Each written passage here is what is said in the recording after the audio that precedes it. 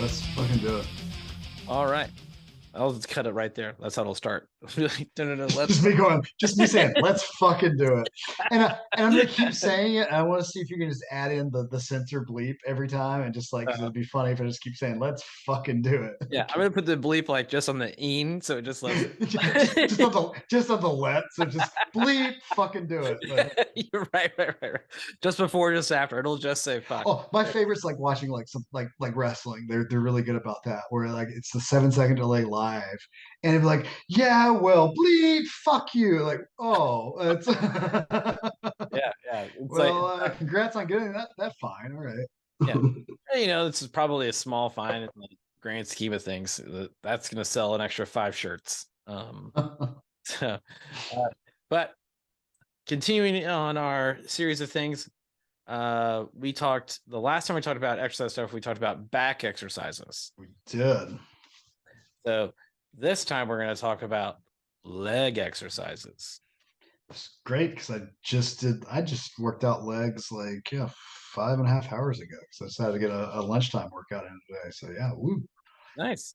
We on our very old episode now, our favorite muscle groups to work, mine was actually legs. Like that was what You're an insane person. yeah, it's years of history of working legs, and so I like to work them because I'm really good at it. So it's a personal bias of mine. But things that have changed though in my life. Back then, I'm not talking about when my favorite groups work, but back when I was really good at it, I didn't have as many chronic condition physical problems that I do now that I had to like work around. And like I've never been like a huge leg fan, but somebody who's had a completely reconstructed ankle and two knee surgeries, like that probably doesn't help my love of of Yeah. lower body exercises. Yeah. But if we talked to any physical therapist, they would tell you that you needed to do them. I'm aware of this reason. I just said 5.5 hours ago, I went to the gym, did friggin' legs. Um, but my sister-in-law is a physical therapist, and I was asking her a question one time about something with like I think it was um Bulgarian split squats. So like the foot up on the bench. All right, so I'm about to be very intrigued by what you say because I was going to bring that to the table and it was just doing huge drop sets of those earlier during my workout. So there you go. All right. Oh well, no, it's not anything necessarily about the workout. I was like trying to show her what I was doing, and I was like, "So what's the difference?" She said before I even got to the point, like she said, "Hold on." He's like, "You just need to work on a lot of single leg stuff because your balance is crap." I was like, "Wow, And okay." that's the reason I do them is because like having a completely reconstructed left ankle, like I love doing that. Because I find that the stability there is not fantastic at all, even what 6, 7, 8 years, whenever the hell I had that surgery. Like, so yeah, it's nice to do unilateral stuff because I find that a lot of times we do a lot of squats, a lot of deadlifts, a lot of stuff where it's just like, oh, let's just crank out the amount of weight. You actually do unilateral stuff, you start finding out really quick which is your dominant leg and which you need to pay a lot more attention to. Oh yeah, that is true. Um, but let's back it up just a second. So legs, for, for the simplicity of things, big muscle group of things there. So you're talking about the quadriceps, which is the front half of your upper thigh, and then if your hamstrings are the back half of that thigh, then your glutes, of course, are your butt, and then your uh, gastrocnemius, your calves there, the back half of the bottom of your leg. There are also muscles on the front half of the bottom of your leg, which are Yeah, very few people ever work the anterior tibialis on purpose. Yeah. right. Yeah. And then of course You start doing a lot of work with that if you're rehabbing a reconstructed ankle. Trust me. so and there's of course a lot of muscles in your feet, which are also important that people don't realize that they're working them, they're just not directly working them. All grabs. Right. Those are my favorite. Yeah. I will tell you, I'm not good at those like at all. Like I got to do a lot of work to make sure that like because of my ankle problem, more so with my right ankle than my left ankle. Um, I have to work on that so that way I don't end up with a fallen arch on one side. Because that can make like your knees cave in, which is Yep. not good. Um, so I like have to consciously make that effort. But those are the big muscle pieces that we were talking about, right? So we're talking about squats. Um, the most work that they're going to do for squats are going to be your quads, so your quadriceps on the front half of your upper thigh, and your hamstrings, depending on where your bar is laying on your neck, which makes it's difficult to talk about in an auditory cast. But um, if you look up high bar squats versus low bar squats, the high bar is going to do more quads, the low bar is going to do more hamstring. Um, but that's a big difference for a squat. Yeah, and like I know some people have varying opinions about using the Smith rack for squats. Um, that's a fun way to be able to manipulate and get a little bit more glute involvement too. If you actually walk the feet out a little bit, you're able to press against the bar and get a little more hip extension and include the glutes some more. So there you go. Yeah. I don't have anything against using the Smith. What I dislike about the Smith is it's like brand specific. Like the either the bar goes straight up and down or it goes at a weird angle. So they've got some different ones now that slide a little bit. That are a little bit better. But yeah, like for somebody that if I'm trying to teach them the correct path for a squat, like you really can't pop the hips back appropriately with a Smith rack. So definitely a more advanced. It's crazy, like because you would think it'd be more of a beginner thing, but it's more advanced movement for the way I train with people to use the Smith rack for squats. I will say, this is a personal aside, like lifting the bar up out of the rack and taking a step back, like if you're doing a squat with a barbell versus a Smith, it's much easier, to balance the weight on your feet and find the position than like when you're standing up, with the bar, and when you go down, it's all balanced out.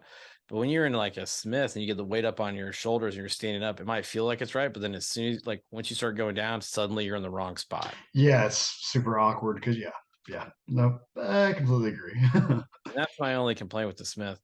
I love the utility of a Smith, like being able to go lighter on things in the like you were talking about before with moving your feet further out and further back, that kind of thing, because you can kind of create like a hack squat, which also would put more work on your quads out of it by your foot position, but getting the additional glute involvement, like you were talking about with the feet out, it's also really helpful. I think so. This is both a physical therapy perspective, and an anecdotal perspective. But the same thing that we said with the back, where you should do like 2-to-1 ratio of back exercises to like pulling to pushing things with your back. Your glutes and your hamstrings do all of the pulling in your lower leg. So it's the same kind of application. It should be 2-to-1 that versus the quads. Um, I don't know. What about you, Matt? Yeah, same. Like because I we again, it's the kind of that similar thing. If we're sitting all the time, like our society, we sit all the time. So like especially, I've been sitting for 9+ hours now. Like my glutes are not getting any sort of work throughout the entire day, so they're nice and weak, and you don't want Hank Hill butt. So for aesthetic reasons on top of functional reasons. So yeah. Yeah. So yeah, definitely the 2-for-1 with that. I totally agree with. Yeah. And so the hard part, though, like for um people that aren't in a big box gym, is kind of what we started off this whole conversation about with Bulgarian squats. If you don't have the access to uh multi gym equipment that's isolation movements like a leg extension or leg curl, it gets hard to do stuff that isolates kind of the reverse side of your body. So Yeah, you can definitely do. hit more of the hamstrings from that top insertion point with like your RDLs, your stiff legged deadlifts, your good mornings and stuff. But yeah, it's very difficult to be able to do anything for from the knee with the hamstrings. Like if you have a stability ball, you can do the leg curls with that. This is where like I always think like this would be great to be able to post this stuff on our Facebook feed. This is where I really need somebody to like we should live closer together. It's bullshit that you're so far away. Because I was, I'm like, oh, I would love to like we should mention this podcast. I should post and like. I always hate like the vantage point of just like setting the camera up like on against a dumbbell or something. It looks like shit. But yeah, this is where I need somebody filming me because I could actually show you how to like correctly isolate the hamstrings from the knee with using a stability ball or anything like that. So, but yeah, it is very difficult to outside of a big box gym to be able to isolate the hamstrings and the glutes like that. Yeah. And so one of the things so that you can do, like for like the Bulgarian split squat that we started talking about with one foot up on an elevated surface and the other foot out in front of you so that you kind of go down in almost a lunge pattern, but it's going to do, you'll feel it that it's going to end up being more like a squat. Um, you can Yeah, also definitely kick. a lot more glute involvement. Yeah, yeah, yeah. Make sure your foot. So I actually mentioned this on a physical therapist like Instagram thing about the Bulgarian squats, like foot placement. You don't want your toes on the bench or the elevated surface. That's actually puts extra strain on your back. I'm blocking the microphone with my hand. Sorry. You don't want the blah, blah, blah, blah, blah. Yeah, we are getting close to Christmas time. But we're celebrating or we're recording this podcast on the day of the celebration of the Feast of Saint Nick. So, um, but either way, so you don't want your toes on the surface that's elevated because this motion with your foot that I'm showing on the camera, if you're looking at this on Spotify or on YouTube, you can see it. But this ends up putting extra strain on your ankle. So my wrist here would be my ankle and also on your low back. So that's what he's talking about. So you want to make sure that the top of your foot would be what's flat on the elevated surface behind you. So I was like, oh, that's good to know because that's kind of like my biggest problem, like with my ankle mobility, which I'm consistently working on. It's hard for me to get into the right position with the Bulgarian squat and not be in pain because I need to work on my ankle mobility. Yeah, it's kind of like which do I do first? Like, How much hurt do I want to be in? But I utilize the kickstand squat a lot. So for that purpose, like get greater isolation on a single leg versus another one. So it's not as good as a Bulgarian split squat for isolation and work there, but at least it gets me closer without putting myself into a pain problem or a issue where I injure myself more likely.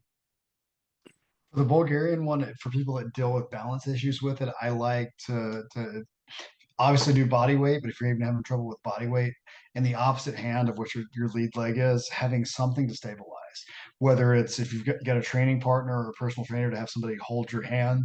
If you don't have that, like being able to hold something. So, for instance, if you've got some sort of light barbell, a stick, a broomstick, a foam roller, like anything to help balance out with that will help as well. It's a nice lead up activity to help with the mobility.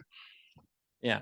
I also like for the single leg thing. So this is a interesting thing that'll help with your ankles, right? So I don't know if you do these, Matt, but um let's say your right foot is the one that's being worked, right? So right foot single on the flat on the ground, left foot slightly off the floor in front of you. So you're balanced on your right foot, left foot in front of you.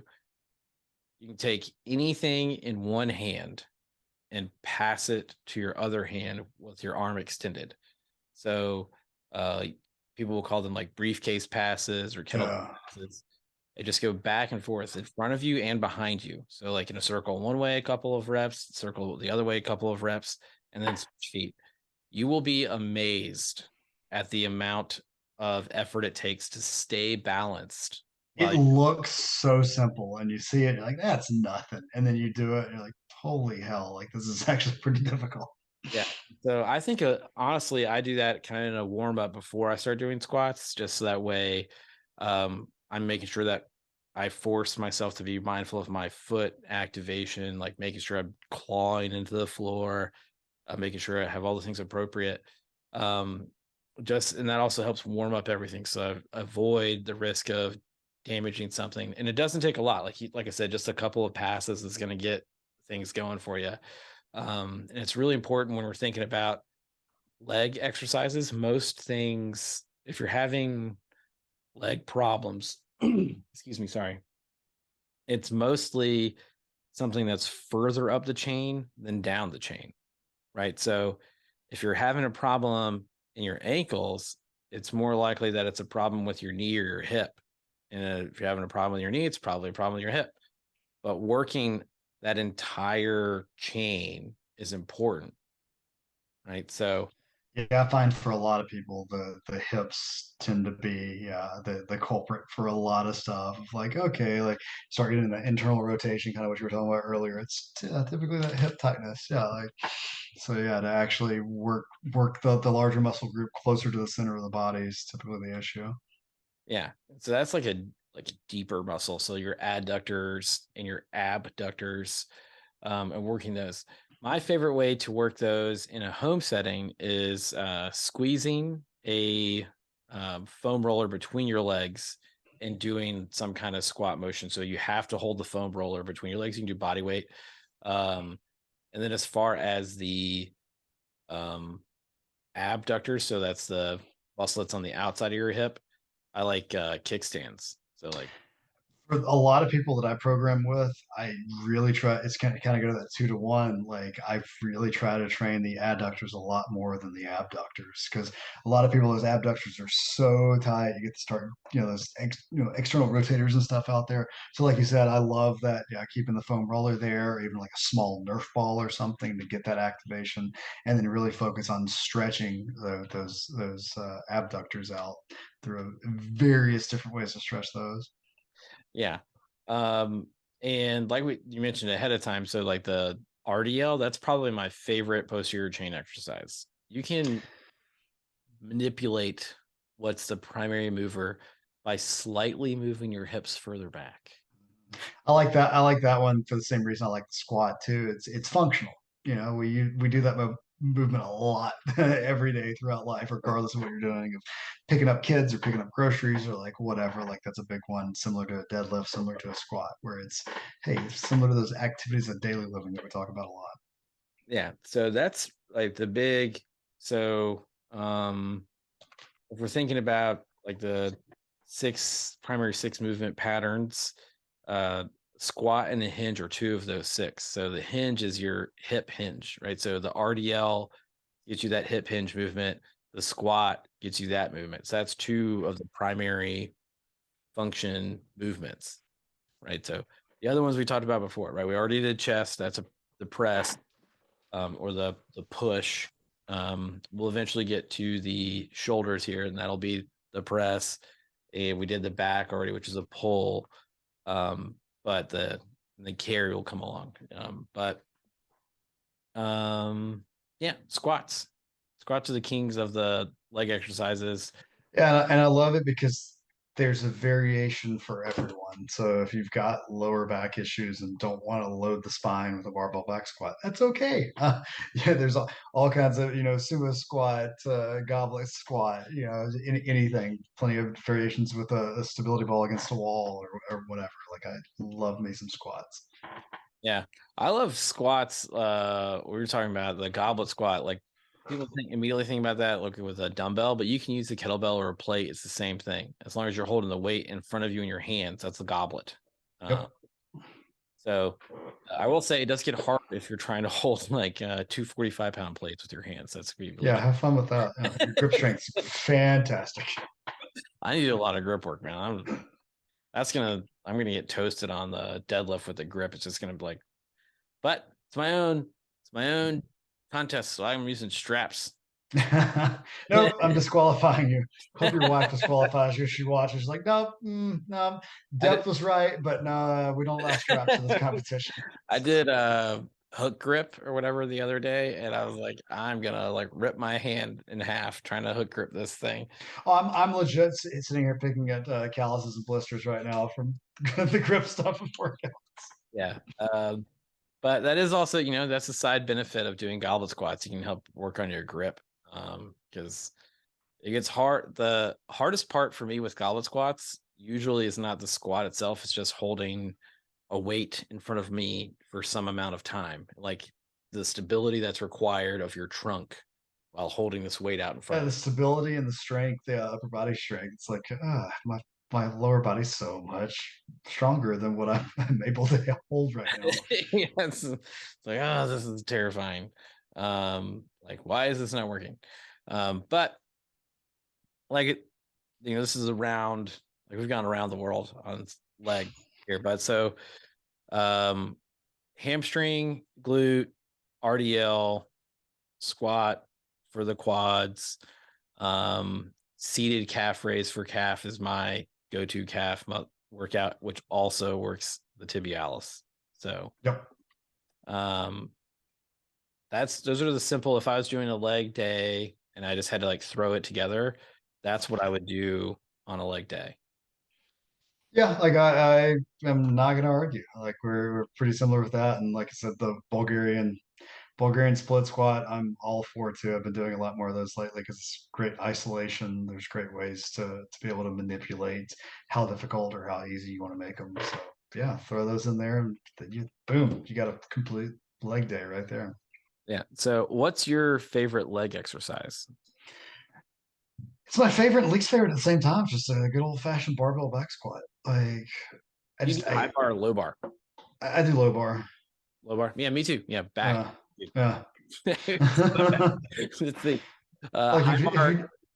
Yeah, go ahead. if you've got decent back development and mid traps back there, yeah, it's you got a nice cushion to put it on. Like yeah, like I like it and hate at the same time. If it's kind of that ego thing with the bench press. Like hey, they're gonna squat. Like you posted that. What do you bench? Like what do you squat?